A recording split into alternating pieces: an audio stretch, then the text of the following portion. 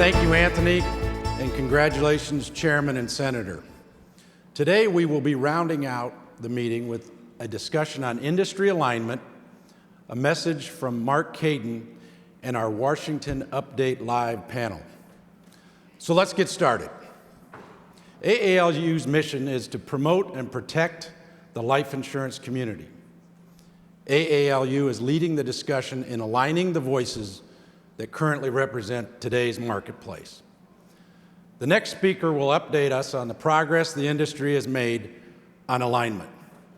Please welcome AALU's Chief Operating Officer, Marc Kayden.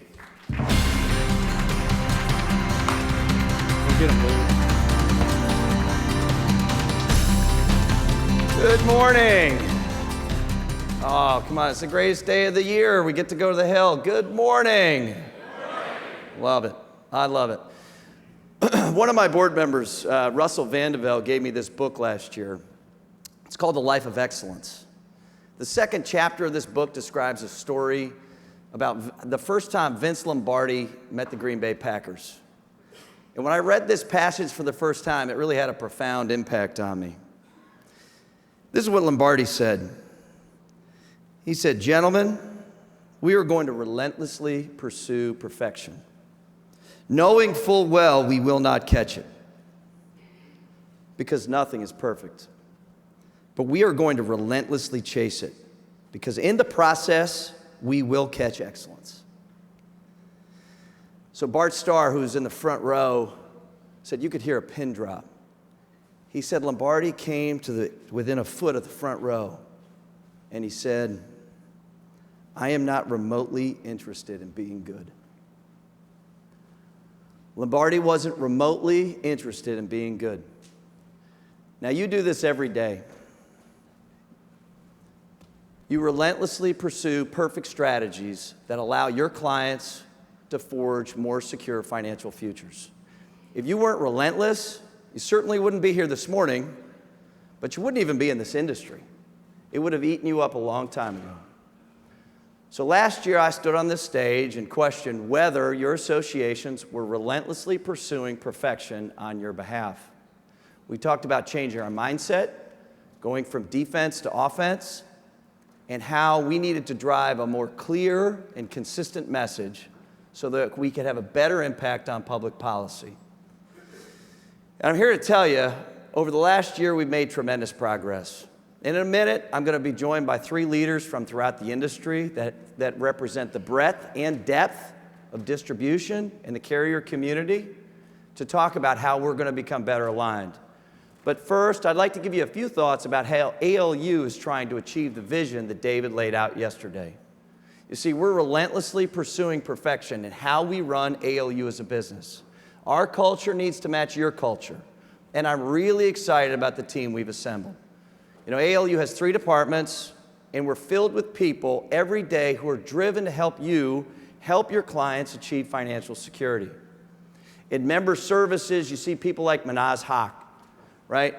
All the visuals that you see here and everything we put out, Manaz creates. In government affairs, people know Chris Morton. You got people like David Hollingsworth who make us a more thoughtful organization. I think David, in his free time, enjoys steel cage matches with the Department of Labor bureaucrats. I'm not kidding. You get into Department of Labor stuff with Hollingsworth and buckle up.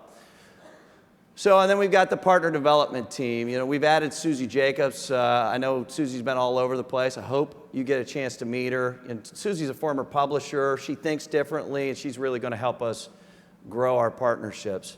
I love this team. I love their energy and the diversity that we have throughout. But we have to go beyond the AALU team and continue to create a culture of inclusion so that we can have a more diverse membership. You know, we've talked a lot about that, but a more diverse membership, you know, Mike James said diversity brings perspective. You know, it changes the way you think, changes the way you act. It's going to help us keep an eye for the future. Adopting what Rich DeVita said and changing the image of the good old boys club. It's so great to see so many women that participate. and younger members, and it's our responsibility to create an inclusive environment, to behave differently, to talk differently, to make sure that we're valuing it, because we don't want to continue to be the good old boys club. But it's not good enough to have great people and have an inclusive environment. We've got to deliver results, right, on the things that matter most, the issues that affect how you serve your clients. We've talked, and David talked yesterday, about how the board has allocated a bold amount of resources to ensuring whatever happens in tax reform, that your clients have sustainable tax policy that encourages them to plan for the uncertainties that will come tomorrow. And we can't do this, we can't allocate a bold amount of resources without great partners.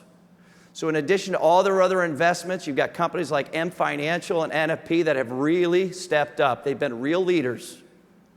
And I know others are committed to the cause, and their partners will join, because we have to do what's right. We can't just say, yeah, we can't advocate on that because it's self-interested. We're in the business of serving your ability to serve their clients. And we've got to be united as we tackle this campaign. But enough about just AALU, right? Because as DOL and the camp draft lessons taught us, we can't just continue to keep our head down working on issues after. We have to be bigger, we have to be better resourced, we have to be more united as an industry. So what do? We created the Polaris Task Force. Polaris included some of the best minds from throughout the industry, because we wanted to get their input on how we should better serve existing members. We had to innovate our business model. And so one of the early tasks of Polaris, we had to deal with the challenge that my good friend Paul Lapiana identified in the basement of the Wardman Park Hotel. Paul, are you here? There he is. Okay, so I saw Paul in the basement of the Wardman Park Hotel 2 years ago. I came up to him in the exhibit hall and I said, hey, Paul, how you doing? And Paul, and anybody who knows Paul, is super optimistic, always energetic. He said, I'm doing great.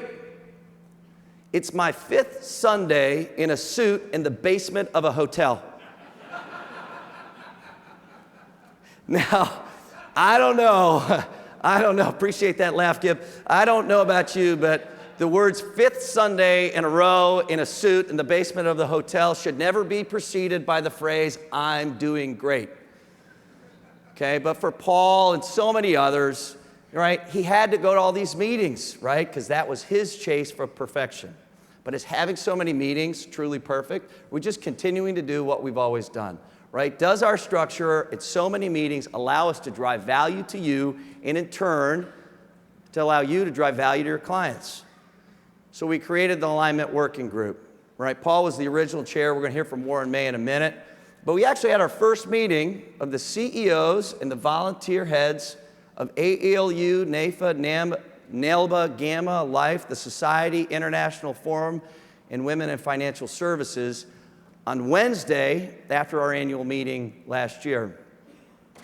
In addition to the CEOs and volunteer heads, we had leaders, again, the breadth and depth of distribution of carriers, different models that support all the various groups. And our goal really was to create a dialogue, so we could break down the silos and help figure out strategies on how to come together. And Paul had a little situation with his career, so a little shift in company distribution models. So what happened was Warren May stepped up. Warren has been the chair of the Alignment Working Group and done an unbelievable job. So I'd like to welcome Warren May, the National Vice President of Life Insurance Sales from Principal Financial, to the group. And as he comes up, I got to tell you, he's been a tour de force fostering dialogue behind the scenes. Warren, welcome. Thank you. Thank you very much. I was pleased to know the mic works.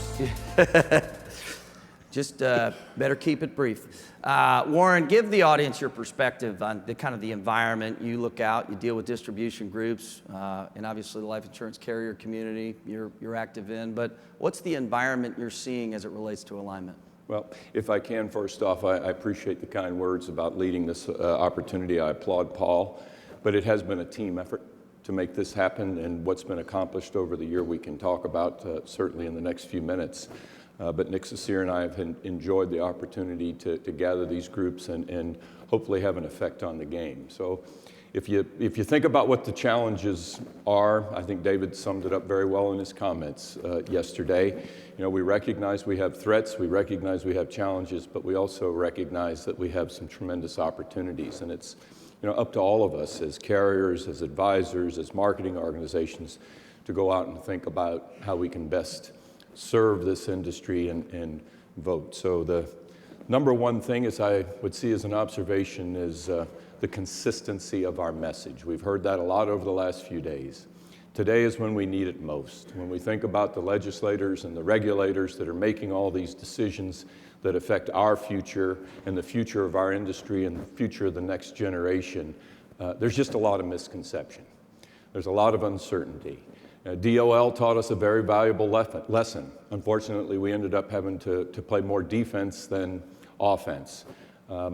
But it was an opportunity last year to meet with Representative Patrick McHenry from North Carolina, where he shared that he has constituents in his state that he has to pay attention to. And he acknowledged that one day a AALU member could come talk to him and have a message. The next day another association member could come speak with him and they'd have a very different message.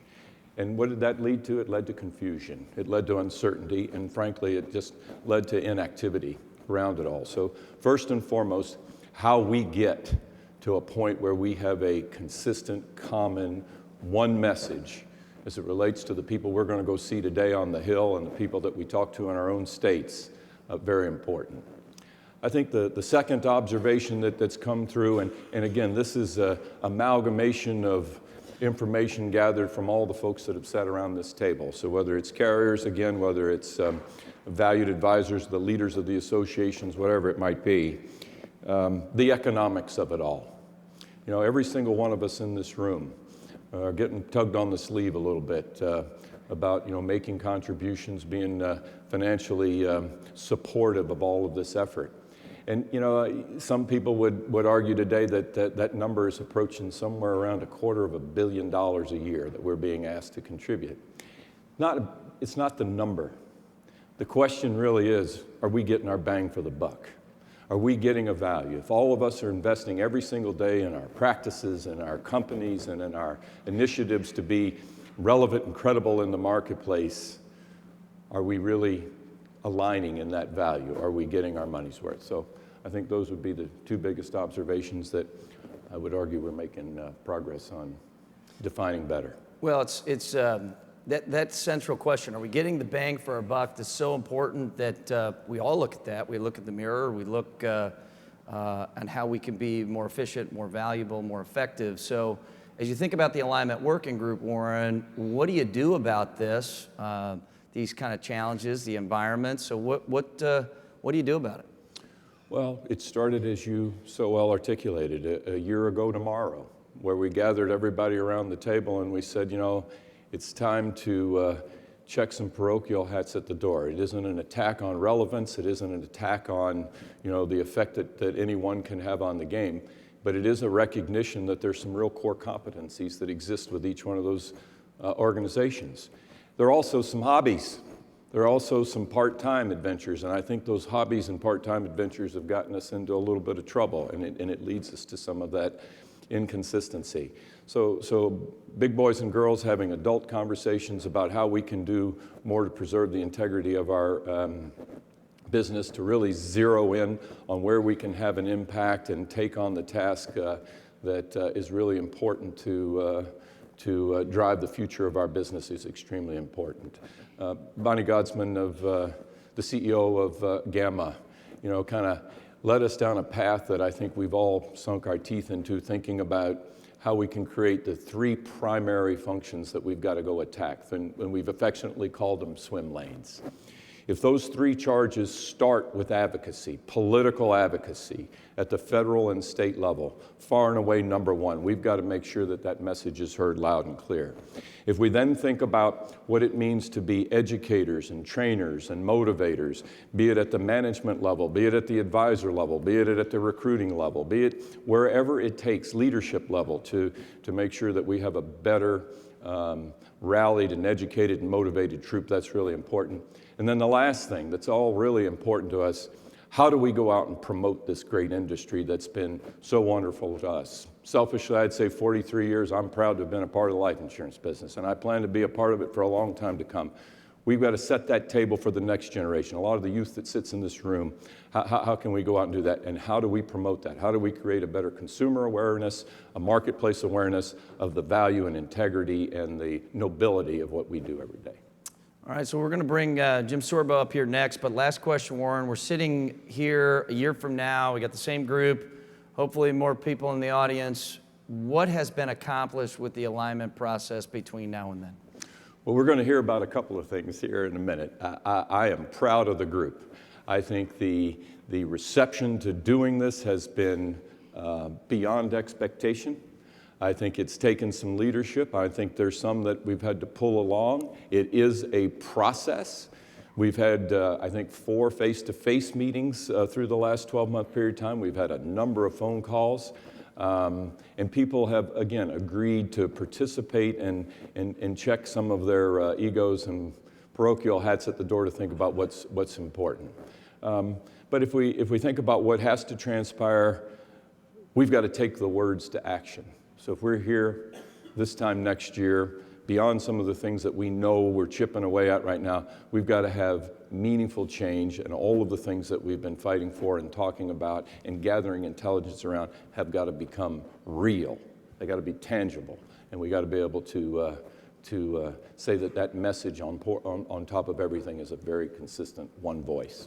Yeah, no doubt about it. Well, thanks, Warren. We're excited to work with you and be a part of this process, and really excited about the next 2 folks. We've got people who are out selling stuff for a living, running a brokerage general agency, running an agency from GAMA and NAILBA. And we're going to start with NAILBA, and we're honored to have the chairman of NAILBA. He's also, hopefully in his free time, running president and CEO of Four Seasons Financial. Although I hope he's not getting too bogged down in running his business. He's focused on his volunteer work. That's what we do with our board. But please welcome Jim Sorbo to stage. Jim, welcome.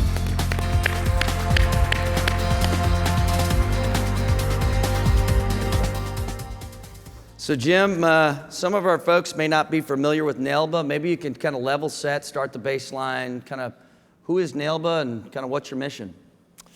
Thanks, Mark. I'm excited and honored to be here with everyone this morning, and a lot of people don't know who NAILBA is. So NAILBA stands for the National Association of Independent Life Brokerage Agencies. And I think we're going to see this on screen, but we've got over 300 member agencies and over 300,000 brokers selling life, annuities, and long-term care. Collectively, we're responsible for over 50% of all the life insurance sold in the U.S. today. So of the 15 associations representing the insurance industry, NAILBA is the one that exclusively deals with brokerage. So our relationships with carriers in life, annuity, DI, long-term care, and the health space really help serve our business owners and our clients alike. So the NAILBA community we've built delivers resources designed to grow their businesses and elevate our industry. Finally, the development tools we put together allows us the opportunity to make training and education available to our staff and producers, which we think is absolutely crucial. So thanks for that, setting the baseline. So talk about how NAILBA sees this whole process about alignment, and why is it important, and what's next for you in the process? Yeah, for NAILBA, we think it really starts with advocacy, and it sounds so basic, but speaking together as an industry. We realized this a while ago, that as we look to the future, we needed to do things really differently than ever before. That's when we started talking with AALU about advocating on our behalf, really a logical first step for us. With that, our membership started to participate in the Capitol Hill Days that we'll be doing later on today, as an example. I personally have done over 20 meetings on the Hill over the last 5 years. It's been a great experience. Now, for those of you who remember the first time through, it was a little uncomfortable, maybe out of your comfort zone a little bit, and maybe some of you out in the audience today are doing that for the first time. It's natural, it'll be okay. The experience really has given me a great confidence to come back and be part of this really important function, going to the Hill each and every time. So we want to better educate our members on this great experience and why they should be here and what value it brings. So finally, Mark, when I spoke last year at our annual conference, I talked about relevancy for NAILBA, and just as importantly as our industry overall, because times are changing. So if we could have one voice as an industry, we think it's really crucial for us all going forward. And I've used DOL in my examples in the past.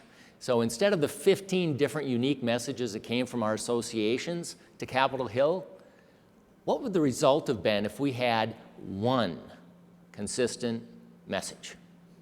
Would the result have been differently than what we're experiencing now? You know, I like to think we at least had a fighting chance for a different result, and that's what excites me. Well, you know, not only one voice, but more voices, right? So you got, you know, all these brokerage and independent agencies that represent all these producers, right? And, you know, I was talking to Chip Van Duzen. Chip's coming on our board, immediate past chair of AALU, and he was amazed at the number of BGAs that were like, DOL, that's an issue, right? Because the education process just really hasn't happened. And I wouldn't say that's unique to the brokerage community. I think the general agency system, I think producers, I just don't, there's so much noise, so many different emails that it's not only important to have one voice, but we got to have more voices. So as you think about, Jim, from a NAILBA perspective, you know, where do you see the alignment process going and what's next for your members? Mark, I think the future is really exciting. It's not without its challenges, but the NAILBA board has really been digging in deep on a strategic deep dive approach for us, for the association, how we're going to position ourselves in the industry. We've contracted with an outside consultant. We're exploring collaborative opportunities more so than ever before with AALU and other industry organizations. So, Mark, we literally just got our findings the last 2 weeks. So we're looking at next steps right now. So while I can't give you specifics just yet, I can say NAILBA is going to continue to play to our strengths as independent distribution and maintain our leadership position going forward in a marketplace, as we all know, it's changing very, very quickly.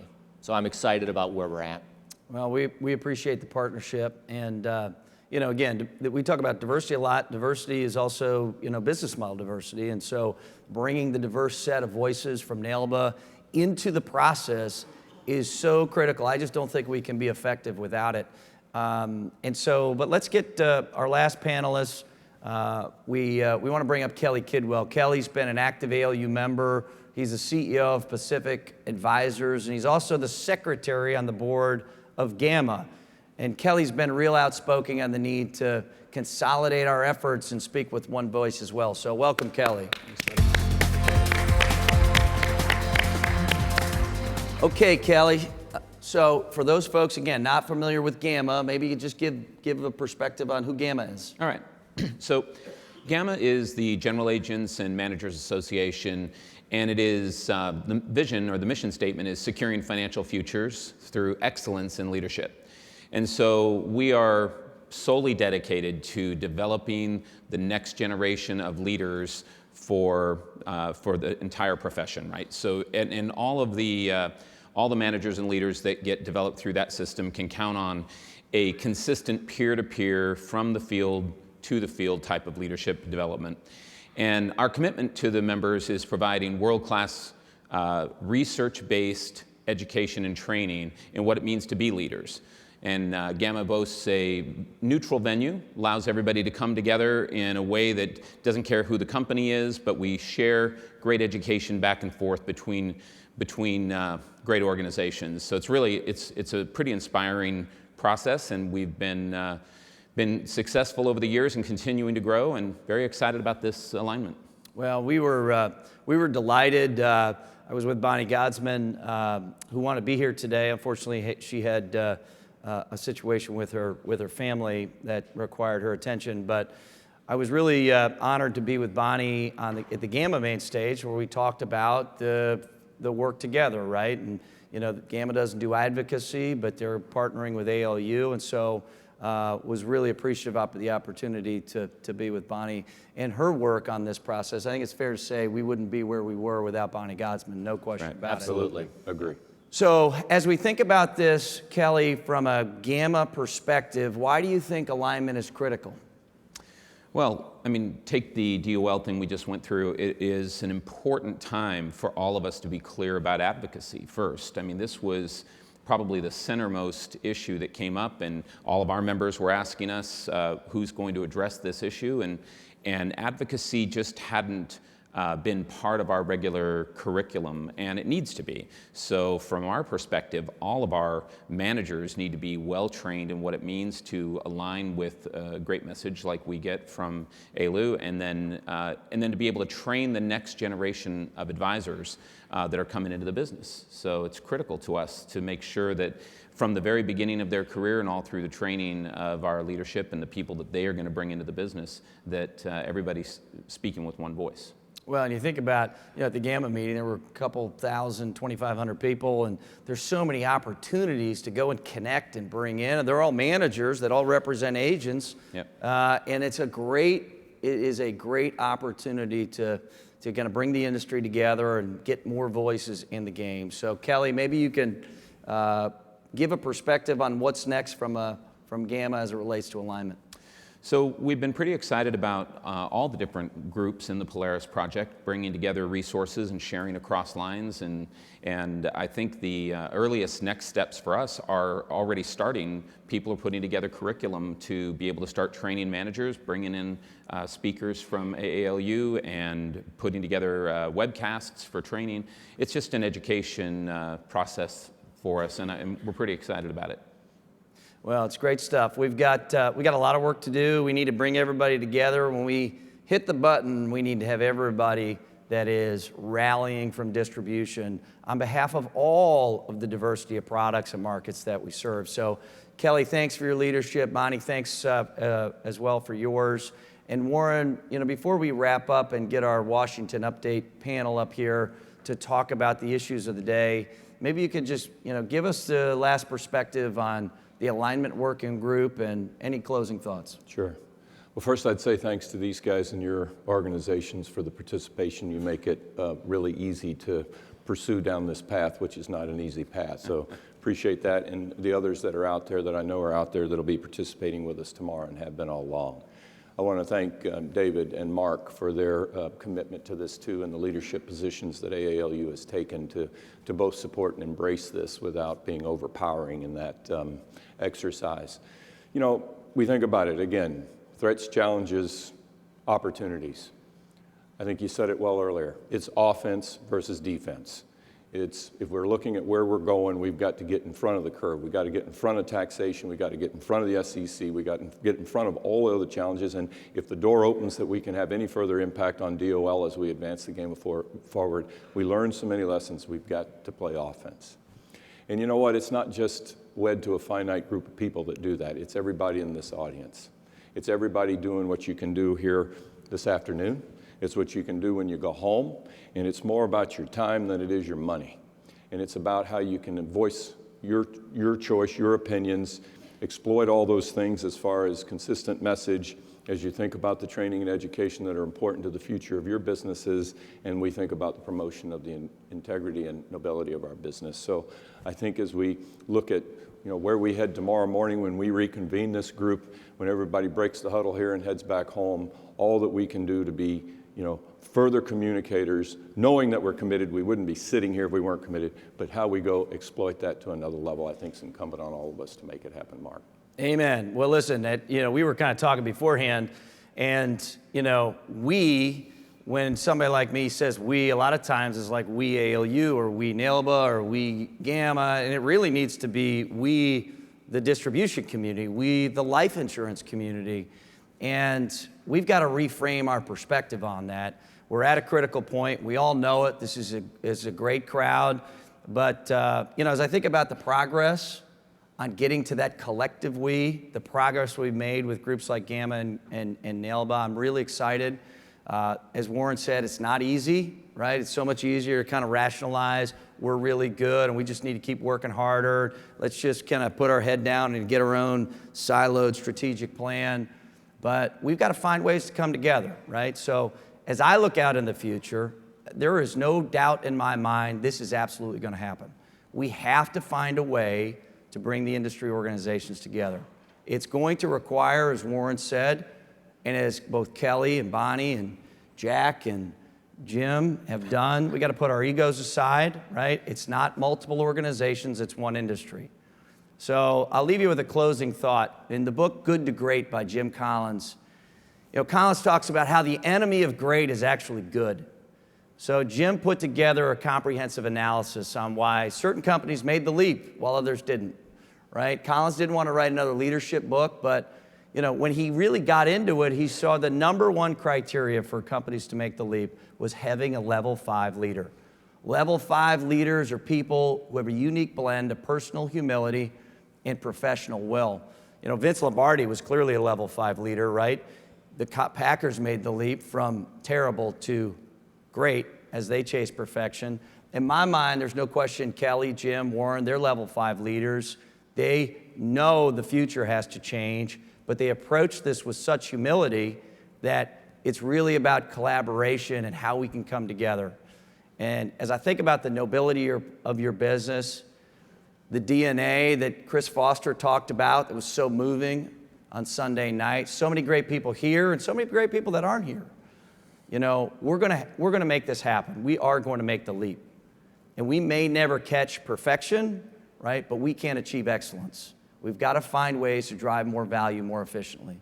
So on behalf of the panelists, well, before we go, let's give these three a round of applause. Appreciate their willingness to stand up here. Thank you.